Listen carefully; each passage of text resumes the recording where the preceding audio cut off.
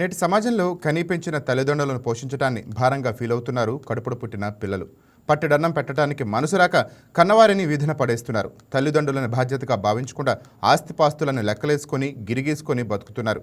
మహిళా దినోత్సవ వేడుకలు జరుపుకుంటున్న వేళ గుంటూరు జిల్లాలో ఓ దారుణ ఘటన చోటు చేసుకుంది. పేగుబంధం మరిచి మానవత్వాన్ని మరిచి మంగళగిరి మండలంలో నిడమరలో ఓ కూతురు కన్నతల్లిని ఇంట్లోంచి గెంటివేసింది. 70 ఏళ్ల వృద్ధురాలని ఆమె చిన్న కూతురు అల్లుడు ఆస్తులు రాయించుకుని బయటకు తరిమివేశారు. తమ ఇంటిని ఫోర్జరీ సంతకాలతో రిజిస్ట్రేషన్ చేయించుకుంటున్నట్లు బాధితులు ఆరోపిస్తూ మంగళగిరి పోలీస్ స్టేషన్లో ఫిర్యాదు చేసింది. ఈ ఘటనపై Mangalagiri rural SI CH Venkat case నమోదు చేసి దర్యాప్తు చేపట్టారు. పాములపాటి ఆదిలక్ష్మి అనేటువంటి ఒక మహిళ 70 సంవత్సరాలు పెద్ద ఆవిడ ఉదయాన్నే పోలీస్ స్టేషన్ రావడం జరిగింది.